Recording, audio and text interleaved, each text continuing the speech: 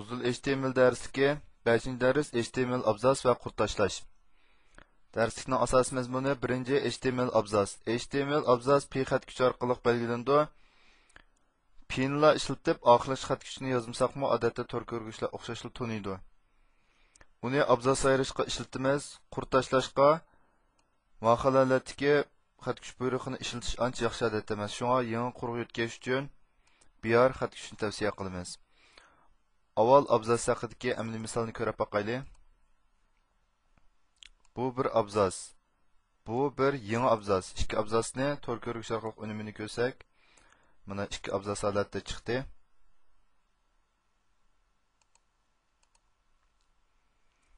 İkinci HTML qurtdashlash. HTML qurtdashlash xat kuchiga BR orqali aniqlama beramiz. Uni odatda bir abzas ichida qurtdashlashga ishlatamiz. BR elementi etish xat kuchi va xat kuch mazmuni bo'lmagan bo'sh mazmunli xat kuch hisoblanadi. Buningga bir amaliy misol ko'rib baqsaq,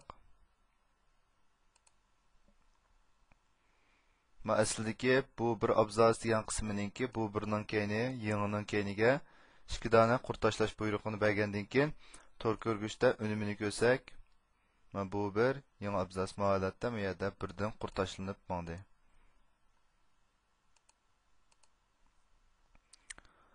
BR bilan ma BR, ya'ni oqida yantu siziq bor BR'ningki ikkisining farqi. Biz odatda buni hozirgi tor ko'rgishlarda ishlatsak, o'xshash unumga erishamiz. Lekin XML, XHTML shunday kelgusidagi HTML nashrlarda etish xat kuchi bo'lmagan xat kuch ishlatishga bo'lmaydi. Shunga yantu siziq qo'shish orqali bu bo'shliqni to'liqlaymiz, ya'ni BR'ningki oqiga yantu siziq qo'shish orqali mushkul etish uchuri borligini eskartamiz. Shunga BR'ni ishlatish da mavi oqidagi yantu siziq holatdagi BR'ni ishlatish eng oqilan usul hisoblanadi.